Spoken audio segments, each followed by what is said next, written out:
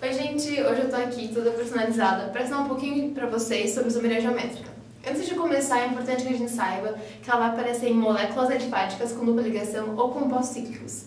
Mas vamos facilitar isso? Vai aparecer em cadeias abertas com dupla ligação e cadeias fechadas sem nenhuma dupla ligação ou tripla. Entenderam? Enfim, vamos pegar um exemplo bem facinho de uma cadeia aberta com dupla ligação para a gente entender um pouquinho mais e quando que vai realmente aparecer essa isomeria geométrica. Então vamos lá. Bom, aqui nós temos dois carbonos fazendo uma dupla ligação e cada carbono ainda precisa fazer mais duas.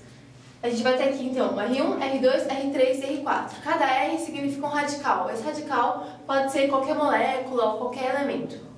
É importante que para ocorrer a isomeria geométrica, o R1 e o R2 de um carbono não podem ser iguais. Porque se eles forem iguais, já não tem isomeria, já risca, já cancela a questão.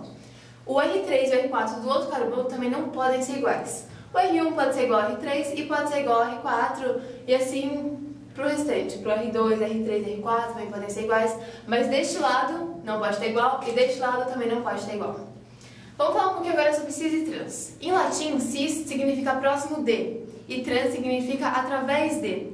Então, quando a gente montar nossa molécula, a gente vai ver se as massas molares maiores estão próximas uma das outras ou estão através uma das outras. Vamos pegar um exemplo para poder entender. Temos aqui no nosso exemplo nossos dois amiguinhos, os carbonos com dupla ligação, que estão fazendo mais duas ligações. Os dois têm ligação com hidrogênio e com cloro. A gente olhando essa substância, a gente pode determinar que a nomenclatura é 1,2 de cloro-eteno. Mas a gente vai ter agora mais uma coisinha para incrementar. A gente também pode observar que os dois elementos de menor massa molar estão alinhados, enquanto que os dois elementos de maior massa molar também estão alinhados. Portanto, antes da nomenclatura, nós vamos escrever cis, porque cis, lembra, é próximo de. Próximo de está aqui do lado, estão alinhados. Tranquilo? Aqui nós vamos para outro exemplo de como pode acontecer com a mesma fórmula molecular uma nova estrutura. Bom, já aqui nós temos nossos dois amiguinhos de novo, nossos dois carbonos, que fazem ligação dupla. E novamente, cada um está fazendo ligação com hidrogênio e com cloro. Porém, dessa vez, os elementos de menor massa molar ou maior massa molar não estão alinhados. Pode observar. Os hidrogênios, que têm menor massa molar, eles estão num formato transversal, não linear. Por isso que trans significa através de. Esses dois estão através da dupla ligação. Dá para até imaginar um X. Então, novamente, a gente vai ter aquela nomenclatura que a gente já tinha estabelecido, lembra? 1,2 de cloro-eteno, só que dessa vez, em vez de cis na frente, nós vamos ter o trans. Além do nome, o que muda? A gente pode pensar que não muda muita coisa, afinal a gente tem dois carbonos, dois hidrogênios, dois cloros. Mas para começar, o nosso exemplo de cima, o cis, ele é polar, enquanto que o exemplo do trans é apolar. Um tem o ponto de fusão de menos 80,5 graus Celsius, enquanto o outro é menos 50 graus Celsius. Um ponto de ebulição é 60,3 graus Celsius e o outro ponto de ebulição é 47,5 graus Celsius. Enquanto que a densidade desse daqui é 1,28 gramas por mililitro e aqui é 1,26 gramas por mililitro.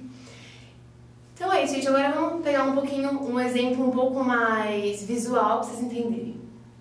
Bom, aqui nós temos um exemplar um pouco mais visual. A gente pode ver representado pela bolinha branca o hidrogênio, a preta seriam os carbonos e o verdinho a gente escolheu para ser o cloro. Assim a gente consegue determinar que a função desse composto é um molécula orgânico, principalmente pela presença do cloro.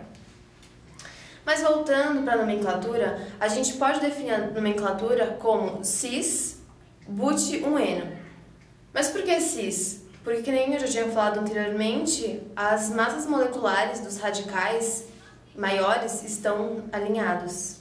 A gente vai pegar um outro, que vai ser a mesma fórmula molecular, e o que vai mudar é que nesse caso nós vamos ter o trans. Ó, vocês podem ver, acho que tá mais difícil de ver, mas tem uma dupla ligação. E as fórmulas moleculares, apesar de serem iguais, como eu já tinha falado antes, pode mudar muita coisa no elemento. Aqui a gente vê então que está em forma transversal, e isso. Vocês podem olhar aqui e comparar, ver a diferença. Bom, aqui agora a gente vai falar um pouquinho dos ciclos fechados. É basicamente a mesma coisa, só que a gente tem que prestar muita atenção, porque normalmente nos desenhos aparece uma das ramificações do C, no caso o metil. Nos dois desenhos a gente vê o metil. Só que não aparece o outro hidrogênio, que também está fazendo uma ligação com o carbono. E é através desse hidrogênio que a gente consegue estabelecer se vai ser um cis ou se vai ser um trans. A presença do hidrogênio é fundamental para conseguir estabelecer e classificar a nomenclatura. Bom, é basicamente isso. Vamos agora para um exercício da FUVEST, que vocês vão ver que não é tão difícil assim. Quer dizer, não é nada difícil. A questão fala: quantos isômeros geométricos do aldeído cinâmico são previstos? Aqui nós temos o aldeído cinâmico. E você não precisa pensar nada. Você só lembra que quando tiver uma isomeria geométrica, vocês vão ter dois isômeros, o cis e o trans, como diz aqui na letra B. E para FUVEST, gente, essa questão tá muito fácil, né? Bom, agora que você está se perguntando onde você vai usar isso além do vestibular, ou aonde que isso aparece na sua vida, se não é inútil, saiba que um dos seus principais sentidos depende dessa isomeria geométrica. E qual que é a nossa visão? A gente tem na retina uma substância chamada cisretinal, que em contato com a luz acaba se transformando na transretinal. E essa mudança acaba gerando uma carga elétrica que consegue enviar as nossas imagens, tudo que a gente vê, para o nosso cérebro, permitindo assim a nossa visão. Agora deixa eu colocar um vídeo para vocês verem os mecanismos dessa molécula, a cisretinal, se transformando na transretinal com o contato da luz.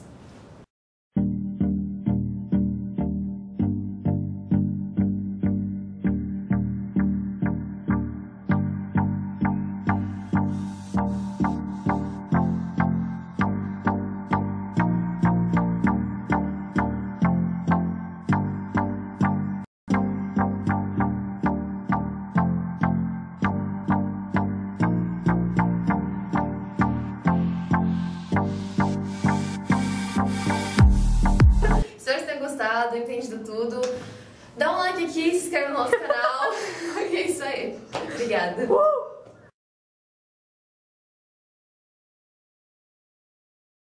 E ainda faltam 2 carbonos ou 2 ligações para conseguir completar o número máximo de carbonos. O importante estarão numa linha transversal. É transversal, né, que fala? Acho que é.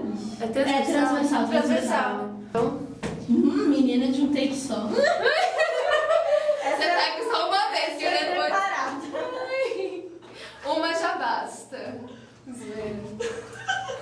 Zoeirinha. Oi, ela falou bugres no começo. Agora tá faltando um botão. Ih, agora tá reto, Milena. Não sabe nem ver. É, tá reto. Dá licença. Até parece. E esse daqui vai aonde, Lorenza? Vai aqui embaixo, Lorenza? Não sabem nem adotar o botão direito. Oi, gente, hoje eu tô aqui toda personalizada pra fazer uma videoaula pra vocês sobre... Qual é o nome? Você esqueceu o tema. É uma bosta pensar várias coisas ao mesmo tempo. Oi, gente, hoje eu tô aqui toda personalizada pra fazer uma videoaula pra vocês sobre isomeria... Ai... Fala assim. Oi, gente, hoje... Puta, Para, Bia! Ai, não consigo falar. Bom, vamos agora para um exemplo. Ai, vamos. Não, vamos não dá, gente. Aqui temos... Não, para, que bosta. É muito idiota, cara. Vai, Mi. Então, gente, aqui... Mano, a gente não sabia que ia ser assim. Vai, Milena. Vai, Milena é muito agressivo, né? Anda, Milena. Só, de novo, vai. Para de enrolar. Mi. Foco, vai, foco. Então, gente, aqui a gente vai ter uma molécula de cloro, but2eno. Não, é but1eno, gente. Cis. Tá, depois eu falo do cis, vai. Para de ser. Vou apresentar um vídeo assim, tá? Vocês poderiam parar de rir. Peraí, gente. Não dá, pra mim acabou. E agora... Vai, agora vai, tá fora, agora vai. Eu já tô filmando, Mi, vai. Ai, que saco. Tá.